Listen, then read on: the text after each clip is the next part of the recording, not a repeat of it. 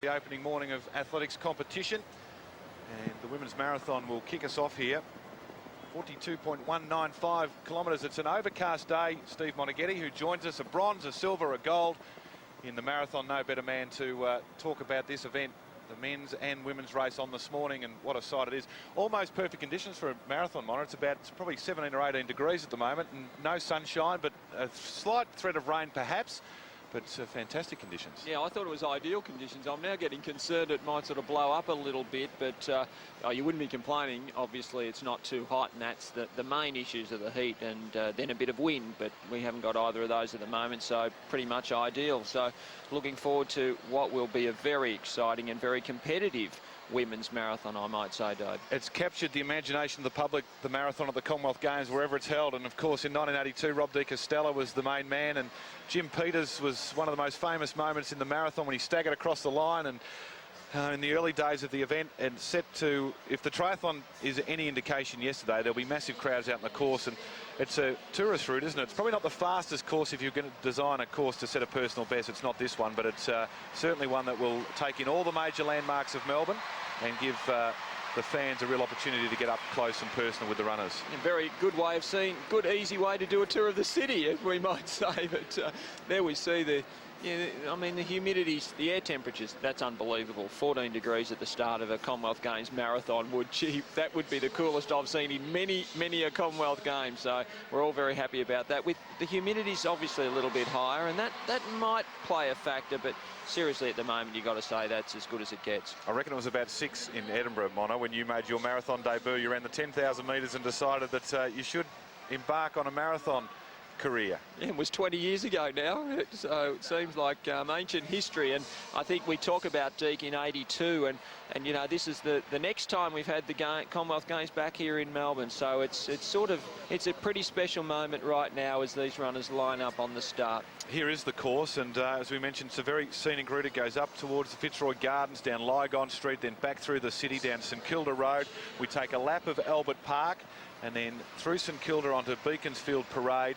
And this is where it does get interesting, around the 30k mark, because it goes along Alexander Parade up to the Shrine and back. They get very close to the MCG, but not quite close enough, and then they come back in and run up the footbridge from Federation Square, which is quite an incline. So it will be interesting to see how it pans out. Quite hilly at the beginning, quite flat in the middle stages, and exposed along Beaconsfield Parade in St Kilda. So Nicole Stevenson is there. I don't think that's our swimming commentator. She's the Canadian who has good credentials here, and the 3 Australians, Kate Smyth, and they are joined by the defending champion Kerryn McCann and Lauren Shelley.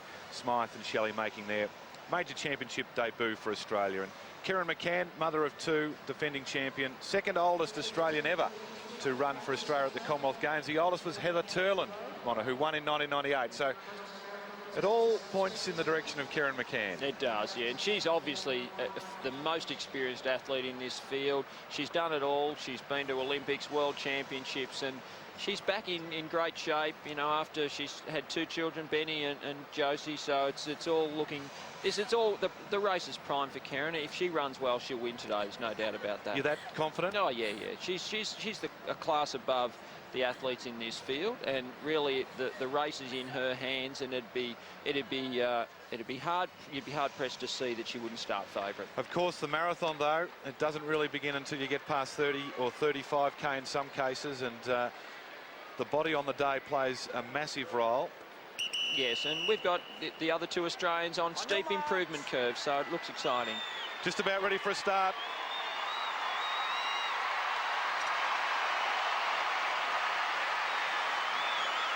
They're anxious. They want to get on with it. They're underway. What a journey it will be. 23 starters from 13 countries, and the defending champion, Kerryn McCann, runs in the Australian colours. They do 3 laps of the stadium, which is unusual in itself for a major marathon. And for those that like a stat, 36.7 metres from the start to the finish line the first time around, and then 3 laps, and they'll go out onto the road. And when they come back into the stadium, they'll enter in what would be the forward pocket here if it was set up for the Australian rules football. Yeah, nothing much happening on the track, obviously. It actually gives the crowd a bit of a chance to have a look at the runners before they depart. But to be honest, I was always keen to get out of the stadium and get onto the road. You know, you don't really feel like it started till you've left the stadium. So, you know, I'd prefer that we didn't have as many, but the course is as it is, so we'll have a bit of a look at them. Don't want to be running out in lane 4, I wouldn't think just yet. But no blue line here when we get out into the road, which is one of the hallmarks of major international marathon courses. So the runners will have to pick their course as best they can once they're out on the open road. Of course, all the roads are closed well and truly. It's caused, I wouldn't say mayhem, but certainly the city of Melbourne has changed with the public road events. And you know that a big event is in town, Steve, when you try and drive your car down the normal street and there's roadblocks everywhere. And it just means that the major championships is here. Oh, yeah, and you'll never run on this course ever again because we're not closing Melbourne down like we have today. But this is a special race, and it obviously gives the community, the public, a chance to get up and close and personal with the athletes, which is one of the great advantages of the marathon, I think. Australia's got a great record in the women's marathon at the Commonwealth Games.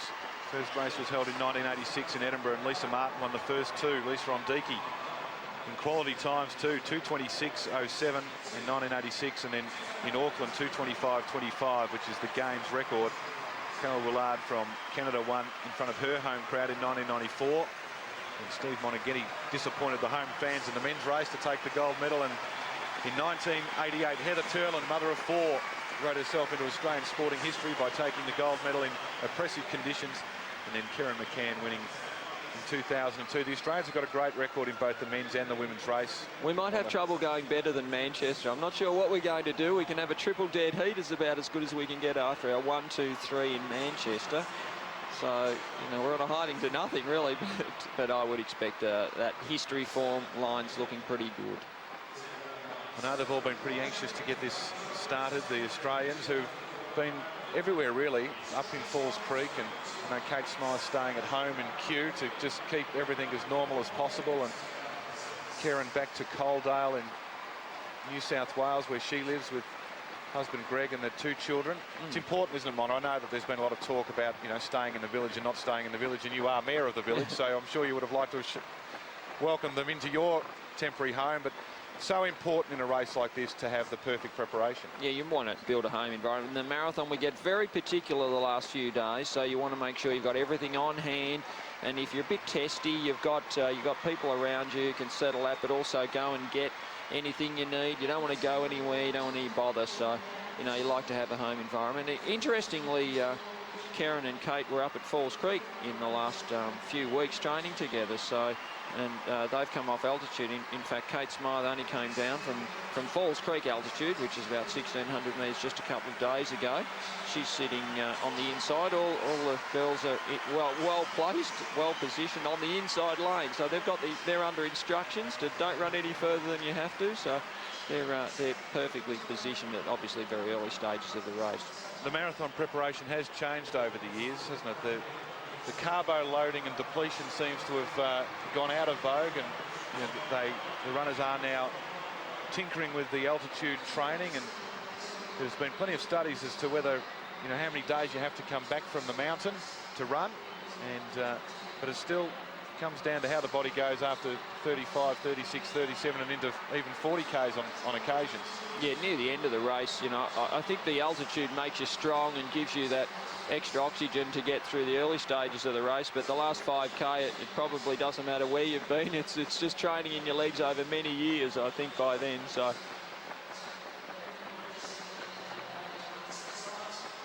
getting a good look at the athletes here, and they're in a tight pack. Suggests that it's pretty casual pace early, I would think.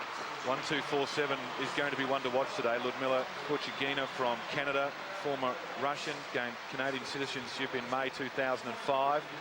Has lived there since 2001, and she's a good competitor on a 2:29.53 is her lifetime best as they leave the stadium. And what a thrill for them to hear the roar of the crowd.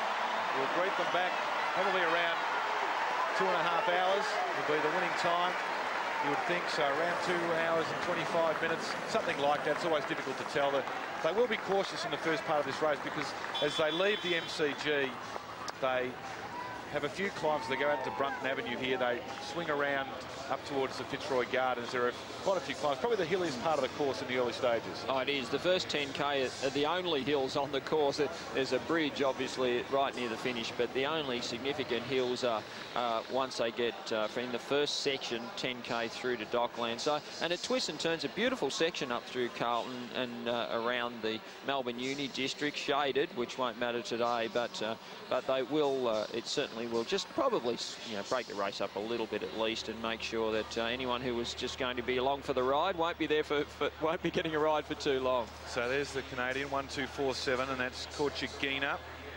I think that certainly the main threat to the Australians in this race. A very good record, and obviously Canadian of Russian background, so strong, tough, will be well trained, looks in pretty good shape too, looks very focused. Tall runner there, 14.09, is Liz Yelling from England. She's also got good credentials, same coach as Paula Radcliffe, so that immediately puts her on the radar.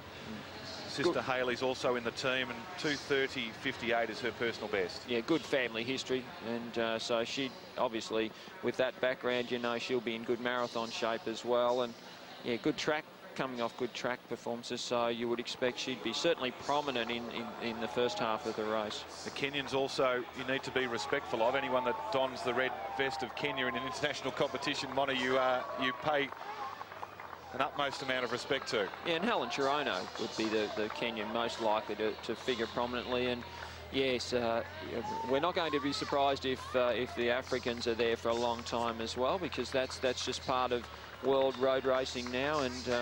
And you know, they're in this event, it's they're probably going to be, I would think, teaming up a little bit and looking to break the race up through the middle stages. For the two Tanzanians there also, May, a 2:41 athlete who made her debut in Las Vegas in December last year, and Sarah Major, who's a 2:40 athlete as well. So early stages of the women's marathon. The men's start not too far away.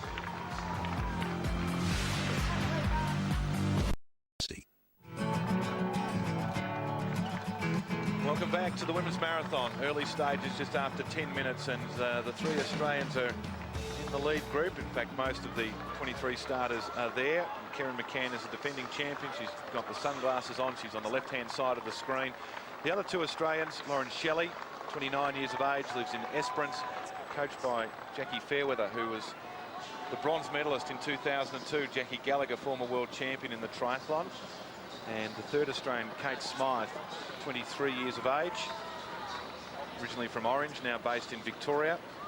And she's been in good recent form, 2 personal bests in the lead-up. And what a moment for any athlete to make their debut in a Commonwealth Games or Olympic Games team. But to do it in front of your home crowd on your home course is just an experience to savour for a lifetime. Oh, yes. And in the marathon, might I say, with our history, Lauren and Kate would be just so excited. And you know, I think we're all, if we're not aware, the women's marathon selection, we had a number of qualifiers, including Jackie Fairweather, might I say, and the selection was difficult. So they've really earned their spot, and they will be very determined to prove to people that they deserve to be here. They're both on steep improvement curves, so you know, I expect that they're both very solid, tough, honest runners, and I think we'll be surprised by the end of the day at their results. Especially, I think Kate Smyth's probably come off of really good preparation,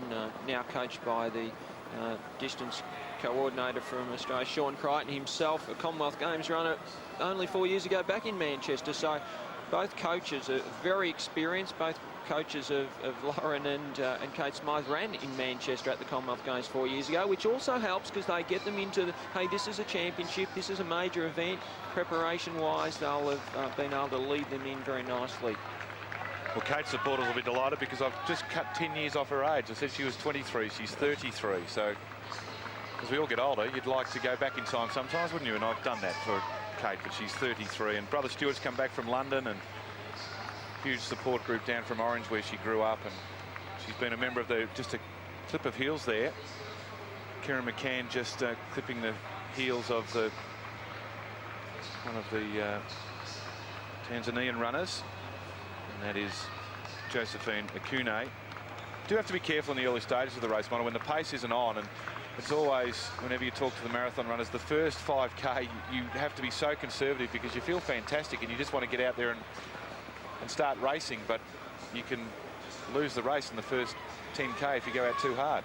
And there will certainly be a suggestion. Historically, Commonwealth Games will be quite slow early, so no one wants to take the pace. You can see a big pack there. You want to be in the pack, being comfortable, get a carry, but you don't want to be at the front because obviously no winner will ever run from the gun to the finish in the marathon. So you try to be in the pack, on the heels, but not so close that you're actually forced to go to the front too often and for too long. So we can see them here, no one obviously wanting to take the initiative, spread across the road, just jogging, saying, well, I want to be up the front, but I don't really want to be pushing the pace here, so we'll just tick a few kilometres off. And yeah, very good. I see Lauren, Kate just sitting in the pack, very nonchalantly running along, making sure they're not wasting any energy in the early stages of the race. Phidippides led from start to finish when the marathon began. Right, well, yeah, he might be the last. He died at the end of it, so that's probably not a good role model to be looking for. A beautiful section of the course, might I say, in this early stages. They head up through Carlton, Lygon. I'm sure there'll be a few cappuccinos frothing as we speak as they head up through this lovely part of Melbourne. Good crowds out on the course already.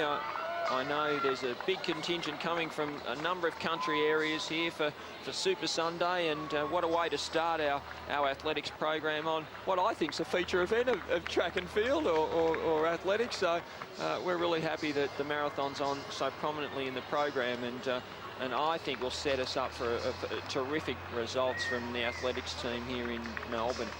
Men's race starts in half an hour's time, and they'll be just undergoing their final preparations.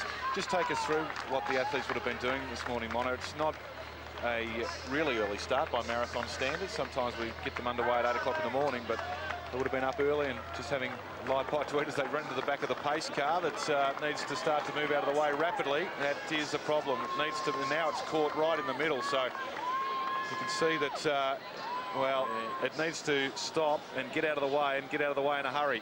And this is actually up through a beautiful part of the course, but obviously a part that cars would not often drive on, up to the Royal Exhibition Building's fountain, and they've got caught in a very narrow stream there. That's terrible, and luckily it's happening in such an early part of the race and won't affect the outcome, but that's a beautiful. There we see the pictures around the fountain, but that'll be a bad distraction to the girls. Now, by the looks of things, and fortunately this early in the race, when, you know, if you are going to be halted, this is the time when it's probably not too bad, but certainly an inconvenience that they could do without. The exhibition buildings, it was the venue for weightlifting and boxing in the 1956 Olympic Games, and was the site of the first federal parliament in 1901, and heritage listed in 2004. It's a famous landmark in Melbourne. Nearly 17 minutes into the women's marathon. Early stages. Stay with us. You're watching the Commonwealth Games on Nine's Wide World of Sports.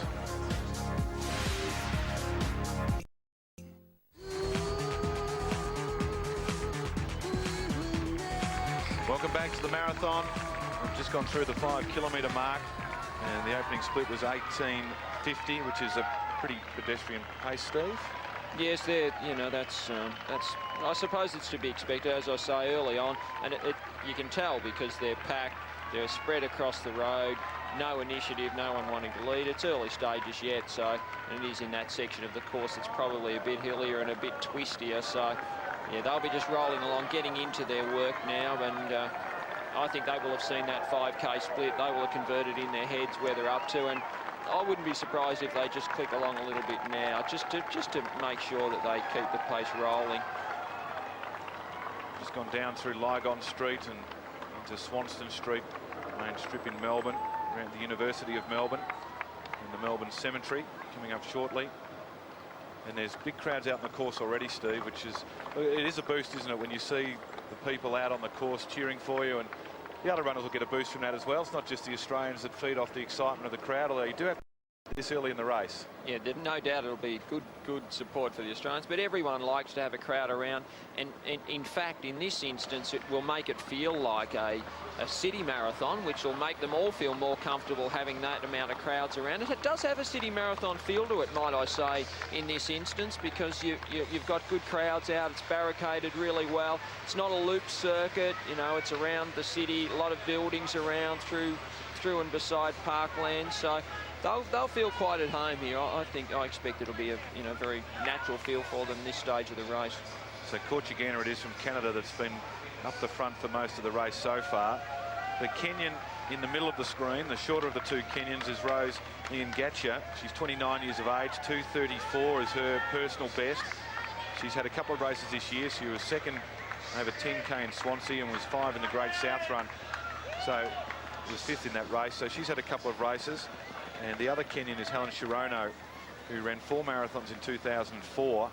But her showing so far this year, she ran the second leg of the Yokohama Ekiden, ran 33:51 for 10k, which is not super quick. In fact, Emma Snowsill ran 33 minutes for 10k yesterday in the triathlon, which is amazing. And I reckon you added 30 seconds to that with her celebrations in the finishing straight. So that is one of the most amazing finishes I've ever seen in a race in my life, might I say.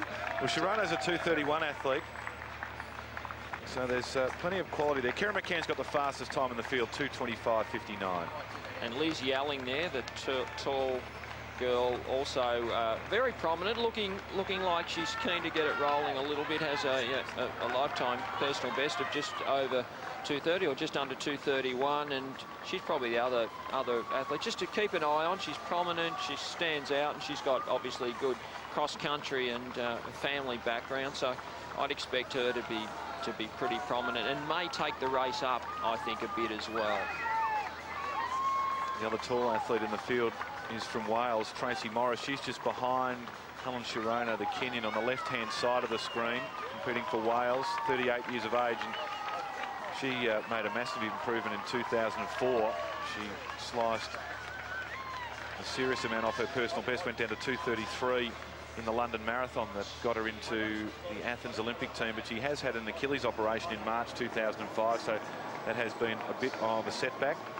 2:38-year-olds in the field, so it shows that marathons, they tend to mature a little bit later than in other events, but also they can have long careers. Age is no problem. We've just seen in Commonwealth Games with Heather Turlin, so that it tends to make you a bit experienced. And in recent times, Athens, I think all the men's marathon runners were all over 30, the place getters, so it's become an event, certainly at championships for some reason, where a bit of age and probably to be in your 30s tends to be a good predictor for the medalists in championships. So they're good form lines for Tracey Morris. If that's the case, the 45-year-old aviation fuel installer from St Helena, Errol Duncan, he'll be pleased to hear that if he's sitting in the call room listening to the Channel 9's broadcast monitor at 45 years of age in the men's race. He's getting up there with you, just moving into some of your best work and older in life. That's right. It's all just been a warm-up for me to date. I've got a couple of years to get into the real deal. So as they go along, Melbourne University on the left-hand side and Melbourne Seventry on the right-hand side of the runners, shaded area of the course. There's a little bit of sun on them. That's the main opponent of the marathon runner, the direct sunlight. The temperature sometimes, even the heat, obviously you'd prefer it nice and cool like it is today, but that direct sun makes it feel a lot hotter, particularly in Melbourne, where the sun does beat down pretty strongly. And you can actually see a bit of shade there, so there's a little bit of sun peeking out, but it tends to, this is a beautiful section of the course, and it's nice. Around Melbourne Uni, it's actually a turn where you're not making a U-turn, you're just going around a bend, which the athletes like. Nothing sharp, a nice curve to go around, and then they actually go on a little bit of a downhill stretch down past Melbourne Uni. Beautiful shade, lovely boulevard, Royal Parade. Melbourne Cemetery, Burke and Wills, Walter Lindrum, Sir Robert Menzies, John Gorton and James Scullin, 3 Prime Ministers all buried there. There's even a memorial to Elvis Presley. In there. No Pheidippides, though, in there? Not Pheidippides, no. I think he's buried in Marathon, where he started that famous journey in 480 BC, I think it was, the Battle of Marathon. And he ran with the message that won the battle and then proceeded to collapse and die, unfortunately. But he was the man who started it all. And of course, the 41.95 kilometre journey began from the House of Windsor to London. And wouldn't he be shaking in his boots thinking that there's women out there that would absolutely smash his time? So time to take a break, early stages in the women's marathon.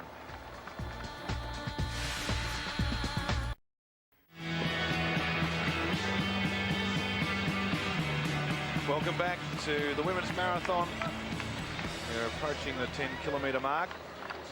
And big group of runners still in this lead pack. Liz Yelling from England, the tall athlete in the centre of the screen. The Tanzanians have been present up the front for most of the race so far. Dime and Major.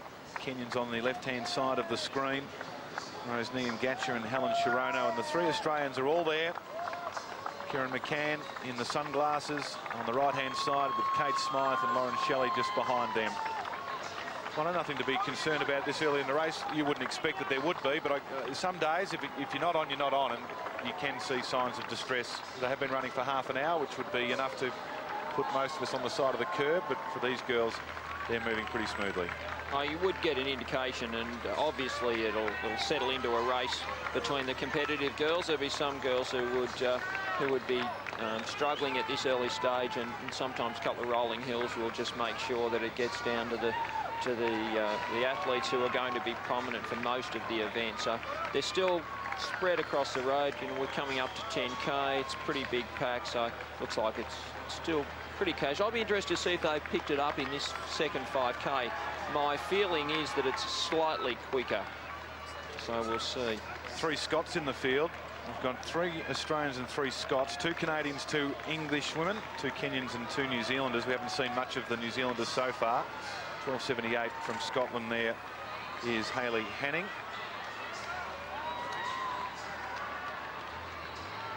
Men's marathon not too far away. 14 minutes to the start of the men's marathon.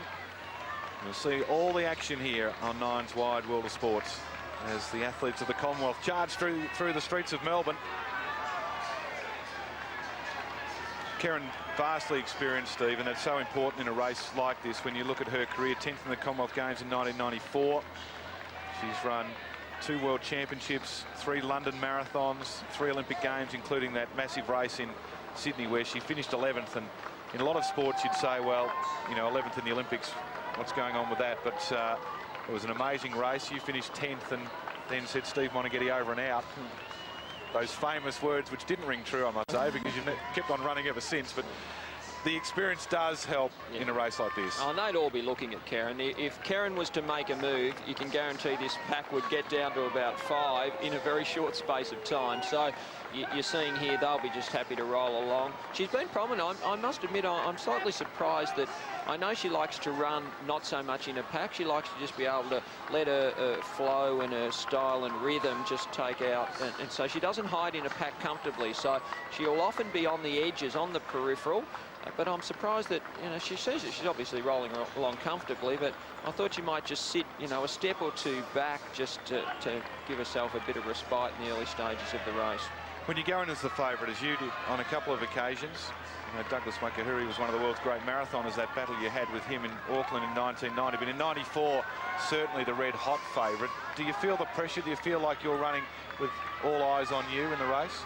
Oh, you do, but I kind of like that, and Kerryn will, because she can completely control the race. So people will be conscious of what she's doing and where she is, and psychologically that's a real advantage in the crucial parts of the race. So for her, that'll make her more relaxed in this event for sure. And Commonwealth Games, historically, the favourites have won. So you know, you've got a pretty good indication that in this instance, she's most likely to win. We're not calling it early, but it's a very good psychological advantage to have for her to have that over the other girls.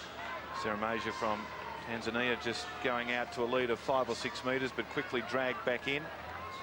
You'd have to be watchful, Mona, of the African runners. Whenever they go out to the front, I think the leading chances will reel them in pretty quickly in these early stages. Sometimes they can sneak away and build up a big lead, which you just want to be respectful of. Not at all. Now, I'm saying it happens in the first 10K. Let them go. Let them go, because seriously, they always come back, and we would even, no matter who it is, to be making a break at this early stage, most of the time the pack will just let them go. So and it's happening here. They're not really going yet, but you wouldn't be concerned about these little moves. That was Deke's tactic in 1982. That's Kanga and Shahanga, let them go. And then get worried rapidly as the race progresses and you haven't reeled them back in. It was good for TV. It was good for the Australian public. It's a good close-up picture there of Kate Smyth, who's looking pretty focused, relaxed, not in any distress at all, just looking down at the heels of Kerryn, who should be tracking. Kerryn, I'm sure she'd be conscious of just sitting there in the pack, not doing any work. But sometimes, and we're noticing it's cloudy, probably don't need glasses on, but from our point of view, it's a great psychological advantage if people can't see your eyes. I used to wear sunglasses in most of my events, and it just allows you to, because the eyes give away a lot of information about how a person's travelling. So it's like a disguise, and it's become very common now. So I'm not surprised that a number of them are wearing them sunglasses, even though it is dark. Well, it's transferred to the poker table now. The wearing of sunglasses to disguise what's going on, and Kerryn McCann has got them on as they run through the centre of Melbourne. Quite a hilly section here. They head down Latrobe Street. If you were to say that there was a hilly section in this course, they're on it now. And to be honest, it's actually quite hilly downhill rather than up. There's a couple of quite steep downhill sections in the next 5 or 10 minutes, and that can be more damaging to your legs than an uphill because of the quads getting very fatigued. So we'll see. Approaching 10 kilometres in the women's marathon men's race, about 10 minutes away. Let's leave the action from the streets of Melbourne, go to the Melbourne Sports and Aquatic Centre for the action in the pool. Let's join Ray Warren. Ray, women are through 15k. There are the standings, and there's 15 athletes, in fact, in this lead pack. The 3 Australians, Shelley, Kate Smyth and Kerryn McCann, are all there, along with all the dangers, of course. And they're running at around 2:34 pace at the moment. They've been pretty consistent around the 17:45 mark for 5k split, Steve. So yep, very even, comfortable. And now they're just about to turn and go into their lap around. So they've come off St Kilda Road. More straight sections, pretty flat now onto Albert Parkway. In the men's event, it's a little bit different. The 2 Tanzanians, the Segway and Ramadani, the 2 favourites, have gone out to a 10-second lead ahead of Malema from South Africa, and the 3 Australians are 10 seconds behind them. They went through the first 5k in 15:35. So let's go back to Ray at the pool.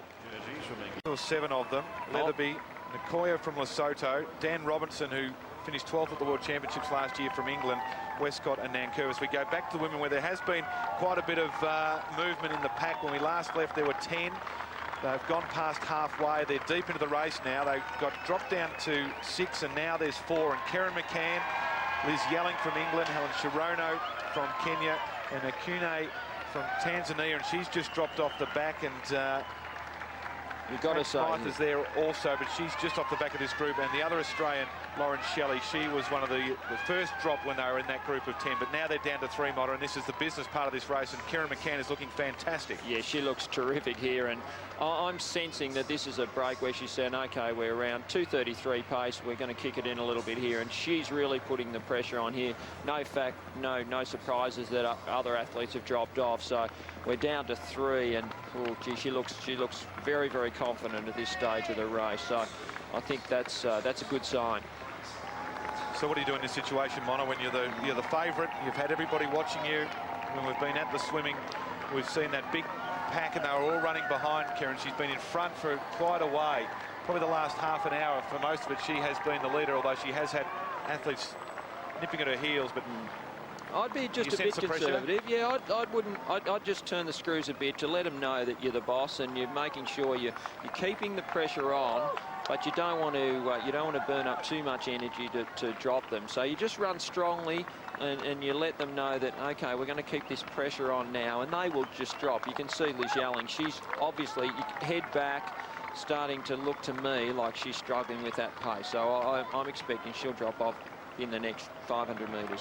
Shades of Paula Radcliffe with that technique there, and Radcliffe looks absolutely shocking from the gun.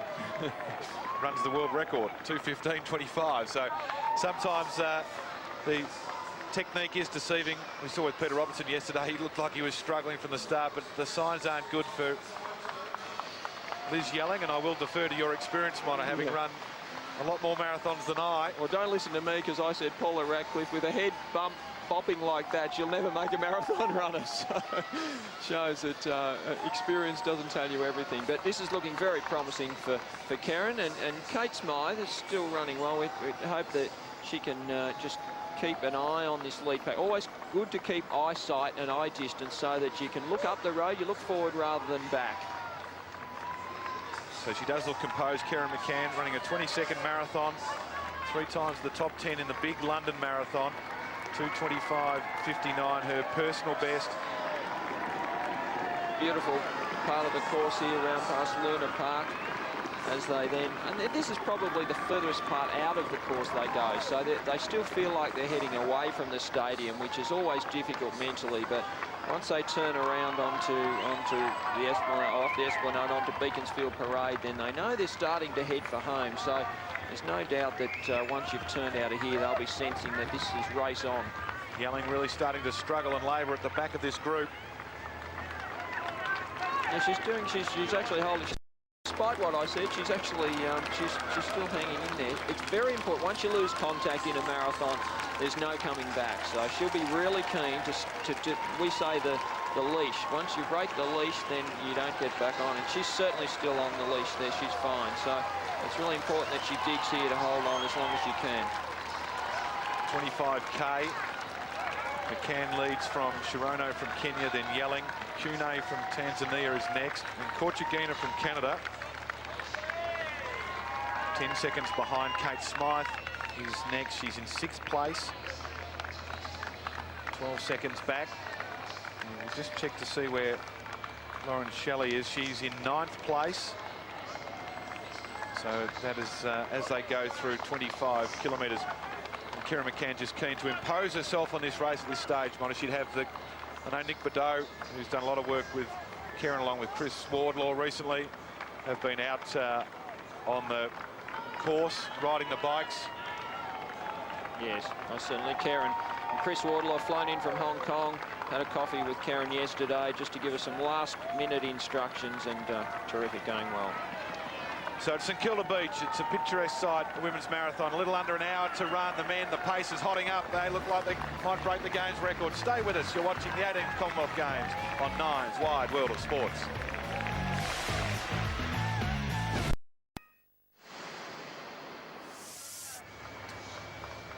Deep into the women's marathon, and Liz Yelling, who Steve Monaghetti put the fork in earlier, she said she was done. She's back, Mona.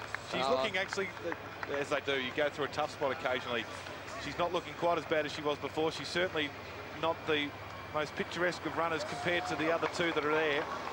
Yeah, I always look at their head, and I just see that her head's back, the strained look on the face, even though she's wearing glasses. So she's certainly. I thought she would have dropped off by now. So I've got egg on my face. I'm completely wrong, but I'm predicting that she's even though she's at the front of this group, she's the most likely to drop off next. But Kerryn, again, I think this is good for Kerryn to just relax a bit and let the other girls do a bit of the work, because they've still got far enough to go. She's probably tested them a bit. She's down to 3, so she'd be happy with that.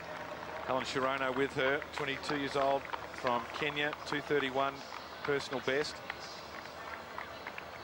Ran 4 marathons in 2004, 1 in Singapore. She was second there last year, so the sunshine that's beating down on them now won't bother her. Tough marathon in Singapore, very high humidity. And Nyangacha, who was possibly the one that the runners fancied the most from Kenya. Haven't seen much of her. And as for Liz Yelling, 31 years of age, twice English cross-country champion. Husband Martin was twice British duathlon champion. Full-time athlete since December 2001, but teacher of cookery. It's a high score. Kerryn McCann, of course, the mother of 2, who are out in the course, Benton and Josie and husband Greg cheering her on. You can see the shadows there, so there's a bit of sun, and I ran along here this morning. There was just a little bit of headwind, so this might be a tough part of the course for them. Long way from the village, Mona. They are going mad back there. They're enjoying your work, but it's not going to be the same village when you return. So the women's marathon continues. Akunaay from Tanzania. She's in 4th place at the moment, and in the men's race it's still a segue from Tanzania and Nyangacha from Kenya who lead the way, and this is going to play out as quite an enthralling duel between these three. And McCann just again edging in front. Let's go back to the pool.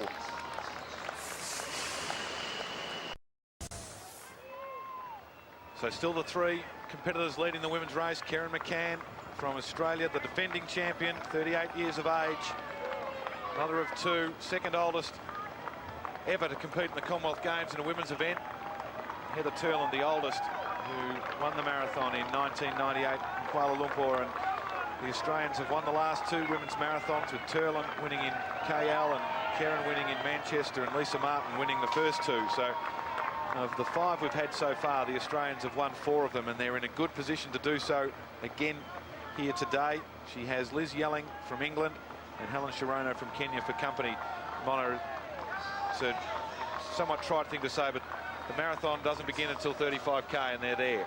That's exactly right. They're obviously down to 3, so they'd be happy about that to have broken the pack up, but they'll... Well, it is starting to get exciting, the women's marathon. They're alongside the Tan, the famous stretch of running strip in Melbourne that Kerryn McCann would have pounded around on many times. I know, Steve Monaghetti, your footprints are indelibly cemented into the dirt along there. It's a famous stretch. The Yarra on the right-hand side, the Tan on the left-hand side. Governor John Landy's too far away. The city of Melbourne up ahead, and Kerryn McCann and Hellen Cherono running stride for stride. They won't be looking at the scenery at the moment. This is race on there, and Hellen Cherono certainly looks very relaxed, very comfortable. So Kerryn will be concerned. She'll be looking. You saw her turn to look there. She'll be wondering what Hellen's doing, sitting on a shoulder like that, just trying to get a feel for, okay, they go round the edge of the Tan here and go up a little rise. So little rises at this stage of the race.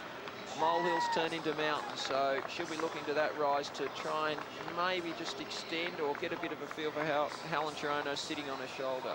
Liz Yelling is in 3rd place. Tracey Morris from Wales in 4th. Then Akunaay from Tanzania in 5th. Kortchaguina, who we just saw coming up towards Liz Yelling, going towards the turnaround at the end of Alexandra Avenue. She is in 6th place, and Kate Smyth is in 7th place at the moment. She's 56 seconds outside Yelling, who's in 3rd place, but there's a lot can happen in this final 20 minutes or so of the race. And I know, Steve, you're cheering for Kerryn McCann. You'd love to see her defend her title, but Hellen Cherono hasn't left the shoulder of Kerryn McCann for the last hour. No, and certainly that will be unnerving Kerryn, I'm sure. At this stage, she'd want to have had a break, but they've still got, they've got a little bits of the course that local knowledge can make a difference on. So I'm sure the couple of rises that they've got over these remaining 4 or 5k can be significant. I must say, Hellen Cherono certainly moving up onto the shoulder, pressing Kerryn to let her know that, hey, you're not going to drop me here. It could come down to a finish on the track. So Kerryn won't want that. She'll certainly want to make the race be decided, I think, before William Barrack Bridge. But so this is a very significant part of the course as they turn to go away from the MCG up the Tan towards the Governor's Drive. Very significant rise up there that Kerryn will want to make an effort there to get rid of Hellen Cherono, I'm sure. 70 minutes, the personal best for the half marathon for Hellen Cherono, 2:31.28, which is about the time that they're running at the moment. So she's in and about her personal best. Kerryn McCann, 2:25.59. So she's got 6 minutes on personal best, but Cherono's lifetime best came last year, and Kerryn McCann's came in 2000. So we've got one athlete, 22 years of age, on the rise, and Kerryn McCann certainly at the concluding stages of her career. We won't say that this is her last marathon, but if she wins the gold medal, she might decide that 2 Commonwealth Games and race at the Sydney Olympics, that might be enough. Yeah, here you can see the angle here, that even though it might not look like much of a rise, and everyone will know out the back of the Sydney Mire Music Bowl, but this is a significant hill at this stage of the race, and certainly you can see they'll be working hard Kerryn still trying to take the initiative and move away. So this is a really crucial part of the race. Certainly, if you want to make a break, I would think this would be your best opportunity. Otherwise, the stadium is in sight. And again, psychologically, you're slightly running away from the stadium, and Kerryn will know exactly what stage of the race is and where they're about to turn. So Yelling, who's been dogged in third place, she's hanging in there. The gap back to Tracey Morris from Wales is 30 seconds. Then Akunaay is another 45 seconds behind them. So up towards the Shrine of Remembrance along Linlithgow Avenue. Government House Drive just on the left-hand side. Government House. Residence of John Landy for about a week. He's out. He'll be back to his normal residence and his job as an athletics fan. We do have to take a break. The marathoners are getting closer and closer to a packed stadium at the MCG. 2004, 40th in Athens in oppressive conditions. 5th at the World Championships in 2005, 5th in London in 2003. Steve, that's impressive marathon credentials. Take out the Olympic marathon, which was a complete lottery given the toughness of the course and the conditions in Athens, but that's an impressive resume. Very impressive, and yeah, looks like we wouldn't want to say his name yet, but certainly with that experience, you'd expect he'd be right. So you're big on making the predictions. Can you predict us a winner in the women's race? Because you've been getting worried. You're on the edge of your seat because Hellen Cherono just refuses to disappear. Yes, and you know, that's obviously, as I say, Kerryn won't know.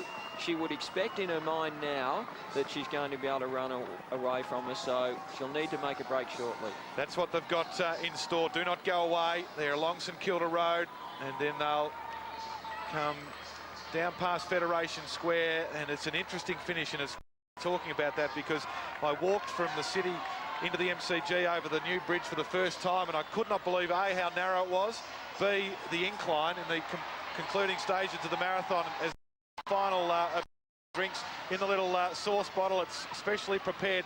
There is a massive crowd in the MCG. There has to be 65 to 70,000 people, and Kerryn McCann's picture just came up on the screen here, and that caused the crowd to cheer.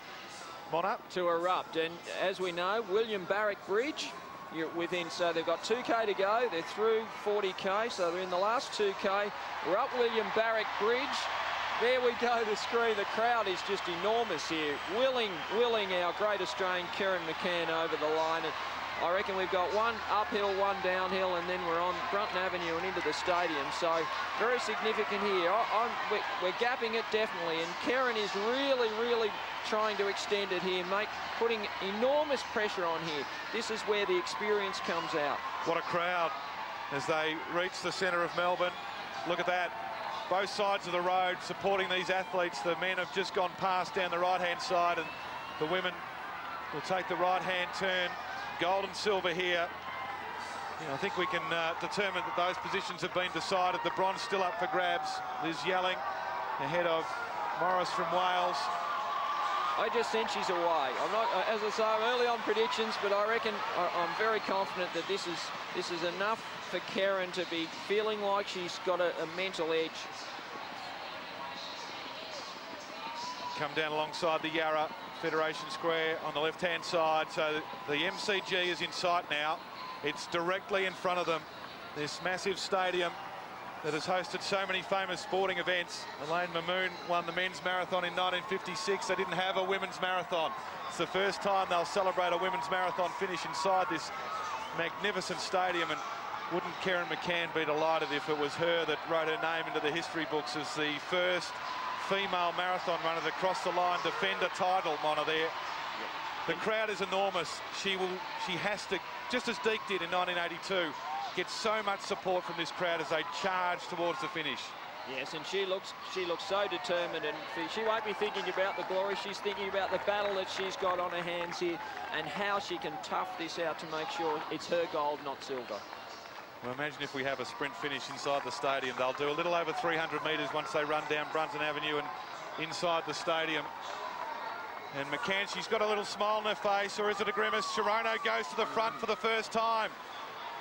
They've probably done 40k. Cherono hasn't been in front for the entire race. McCann, can she hang on? Come on, Kerryn, this is it. She's fighting back. She's away. This is all right. Well, she's fighting back, and Cherono, maybe that was the last burst from Hellen Cherono from Kenya. They're on the bridge. Have a look at the climb. That's unfair. That is unfair to have to do that at this stage of the race. This is good for Australia. Come on, Kerryn. There's 2 approaches on this bridge, a little duck, and then they go onto the main section. Cherono's not done with yet. This is really tough, this climb. We've talked about it at the start of the race. We knew it would be tough, but we didn't realise how tough it would be. It is severe. This will even out once they get up the top. There's not much crowd support there. They'll get it once it opens up at the top here. Side by side they go. And they're at the level of the MCG. Their eye line is directly to the top stand of the MCG. So they've got the finish line right in their sights. They're right onto the main section of the bridge now. They're over the top, down the other side, onto Brunton Avenue and in. Well, you have to remember at times like this that pain is temporary, but glory lasts forever. They have to just dig inside themselves and find something that maybe hasn't existed in the past, because they're fighting for the glory of their nation. And Kerryn McCann's fighting to defend her title, and Hellen Cherono, a youngster, is just dropping off the pack again. Pain is temporary, but it's enormous right now. This is what all the training's about. She's definitely significant break there. Go, Keza. What a sight, the MCG. There are a lot of people in this stadium that are willing Kerryn McCann home. And I'm one of them.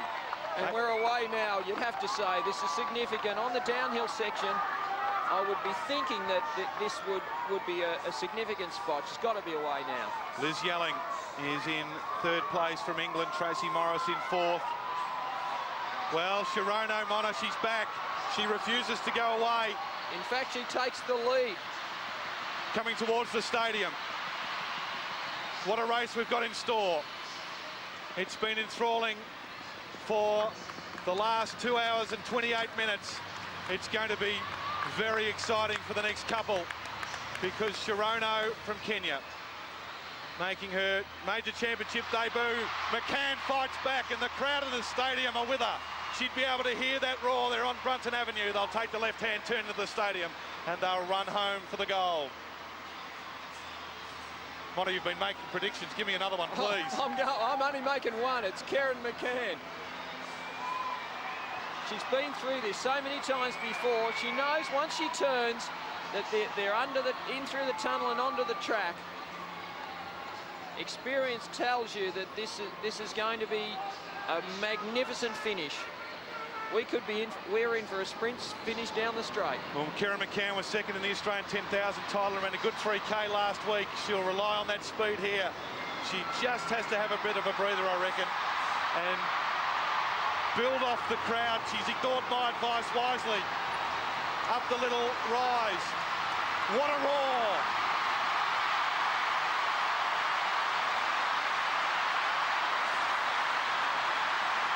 .250 to go in the marathon. Head to head. Inside the final lap. McCann's in front. Cherono fights back. What a finish. Edging clear, the defending champion, 38 years of age. Son Benton, daughter Josie, husband Greg, cheering her out in the course. I hope they've got him here to experience this, because this is something to savour, something to remember for the rest of life, for everybody here on their feet, applauding Kerryn McCann. Hellen Cherono, what a battle. But Kerryn McCann defends her title and goes back-to-back and wins the gold. Cherono in 2nd. She celebrates as well, as she should. What a race. What a finish. Kerryn McCann defends her title. There is a God. Kerryn gets home. What a magnificent story. What a great example. Fantastic person. A terrific Australian. I'm proud to be in the stadium on my feet to see such a finish. Keza, we take our hat off to you. 2:30.53 for the statisticians. That was the official time. We'll forget about that pretty quickly, because it was the quality of the battle between 2 great athletes, and McCann is just overwhelmed. And, well, after that battle, why wouldn't you be? Liz Yelling in the stadium. She's going to get the bronze medal. She ran with them. She was alongside them for the first 30 metres. Mona, the marathon, it brings so much to the table, and that fight between those two athletes over the final 2 kilometres of the race just epitomises what it's like to compete for your country in a major title. And look at that emotion. You've got to hold that in. You can't let that emotion come out till you cross the finish line, and then it all releases. A great run by Liz Yelling. Terrific. She's held on extremely well. That's a great result for her. A couple of minutes outside her personal best on this tight course. She celebrates with the bronze. Liz Yelling from England. So the medalists are confirmed. Kerryn McCann, just as Lisa Martin did, defends her title. And the Australian record in the women's marathon is impressive indeed. Of the 6 titles, Australians have won 5. Go Aussie. Here's the signs in the crowd. And Steve, we've talked about the great moments in this stadium. And what a moment for Kerryn McCann as she looks up and sees this crowd, and they're cheering for her, and they've lifted her to the line. She runs over. I'm sure Greg and the kids will be there. Chris Wardlaw in the crowd, proud. Look at that. What a fantastic moment for her, 38 years of age. To defend your title, very, very difficult in Commonwealth Games, and she's done it in the nicest possible way. One of the hardest victories she'll ever have won, but I'm sure one of the happiest, most satisfying. Tracey Morris from Wales, you're finished, Tracey. No need to keep running. It's a long journey. You don't need to do any more. She's in 4th place. 2 seconds was the difference, Steve. 2 seconds over 41.95 kilometres. And there's her husband, Greg. Team McCann, Benton. son Benton, and daughter Josie. And, well, wouldn't they be excited? And so they should be. What a fantastic moment. I'm almost crying. Excuse me if I'm tearing up. That's just what a lovely. She's such a lovely person. You could not meet a nicer Australian. She's a fantastic person, and such support from her family. Nicole, they'll all be excited up there. Her sister, Jenny. There's Benny out on the track. Well, won't he have a story to tell as show and tell on Monday morning? My mum won the Commonwealth Games and I got to run on the MCG with her. Don't run. Take it all in. Don't be in a hurry. It finishes too quickly, doesn't it? The men's race still continues. We can't forget them as the rest of the competitors who are battling against themselves at the moment, their personal best, and certainly in the Australian marathon scene, you never step off the course, Mona. It's something that the Australian marathon community pride themselves on. You finish, or you take your singlet off. Or if you do, you take the singlet off. Not sure if the girls will do that, but the men certainly. They know the rules. Eloise Wellings will run in the 5,000, just there celebrating New South Wales running community. They'll be absolutely cheering in their lounge rooms or here in the MCG. 2 seconds, Steve, was the official margin. Doesn't matter, mate. Could be 2 hours. It's gold to silver. She cherished that. She'll look back. That's a great way to finish, and shows her all-around ability. She ran 9:04 on the track for 3K in Wollongong last week. Seems a long way from Wollongong to the Commonwealth champion defending her title, but that was insignificant. That could be the mental thing that she thought, hey, I'm quick, I'm in good shape. She's held the Australian 5K record. She always must have had a bit of confidence that she could kick home at the finish. What a turnaround she's had after finishing 31st in Athens. She was 10th in New York, 2:32. Didn't finish in Los Angeles. Had a good run in San Diego in the middle of last year, 2:32, and then had a shocker in Tokyo. They ran a good time, but a slower time, a position that she was a bit disappointed with. But she told me not to mention that one, so I'm under instructions not to mention that. But to come back like this and prepare yourself for this title and leave the family, go up to Falls Creek and just prepare single-mindedly for this race, well, I'm sure that the family won't mind for a second that they've missed Mum while she's been preparing for this race. Supporters everywhere. There they are. It's a family. She's crying now, and so she should. The advantage of a hometown crowd. You can celebrate it with your friends, family, and everyone that's in the stadium with you. Well, she's got 65,000 mates right now. Well, you're supposed to be exhausted in the marathon. That adrenaline, I think tonight she'll have a good sleep. And in a couple of hours' time, she'll be sore. But she'll have that medal to just to remind herself of. Never hurts when you win, Dave, I'll tell you that. I think she's making a run for the boxing team. She's punching the air. She's right down in front of us now. Here's Kate Smyth, has entered the stadium. Looked around, took it all in. She's battling, look at the back lean. She's really fighting to just finish this last 250 metres. Brave effort, Kate Smyth. Come on, Kate, keep on running. She's in 7th place. Akunaay from Tanzania was in 5th. Kortchaguina from Canada in 6th place. She's doing it tough. That's what the marathon, it's a very humbling experience running a marathon, but she's looking around, she's enjoying the crowd, she's using the crowd to wheel her on. She's battling, you can tell she's got absolutely nothing left, completely spent. Almost walked down to a walk. She's just getting every last inch of energy out of her body. She's glad she's not in the final of the 100 sprint. She's at 80 to go. Look at the arms pumping because her legs are gone. She's got the lean back. Goodness gracious. Come on, Kate.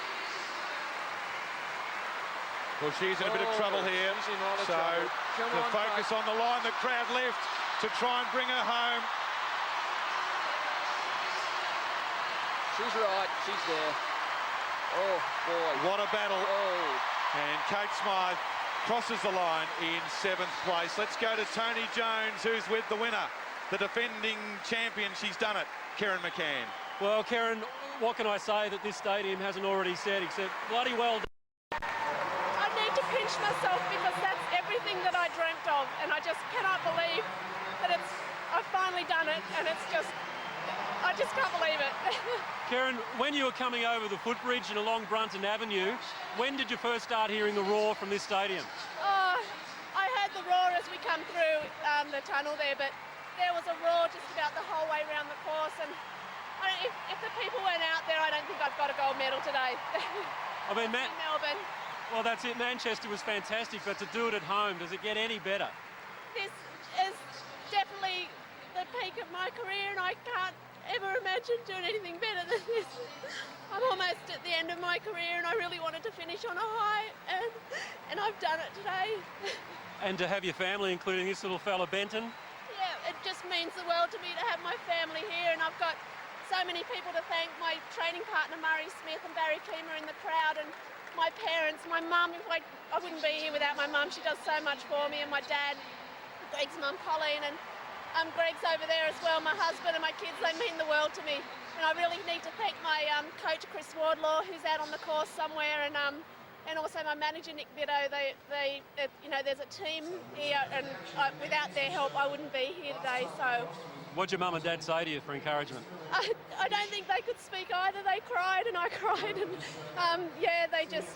Mum, she was really good. She said, I don't care what you do, I'm still proud of you. But I just knew having them here, I felt a bit of pressure on myself, and I was so nervous, and I just wanted to win for everybody, not only myself. So I've done it. And what about this little fella, Benton? Are you proud of your mum? Yes. Yeah, she's pretty special, isn't she? And I don't think there'd be too many young fellas at school who've got a mum who've got a Commonwealth Games gold medal, but your mum's got 2. What were you thinking, and your dad and your sister, when your mum came through the tunnel and all the crowd started cheering? I don't know. We did think she should still win. Yeah? And do you help her train? Yeah, sometimes. Yeah? Do you get out of bed early and go for a little run with her? Not usually. And would you like to see your mum run again? Yes. Oh, well, I think that means you can't retire yet. He wants me to do another race overseas in America so he can go to Disneyland, so I might have to stick it out for one more marathon. Kerryn, on behalf of everyone in Australia, we have been united by your moment. Fantastic, go and enjoy it. Oh, I just can't believe I've done it, and thank you to the crowd, and thank you to Australia for supporting me, and this is just the most special moment for me and for everybody here today. Fantastic. All right, well done. Thanks. Well done, Tony. Lauren Shelley crossing the line in 7th place. What a moment it was. Kerryn McCann taking out the women's marathon, defending her title. The men continue. Will it be a finish like that? We can only hope so. Back with more from the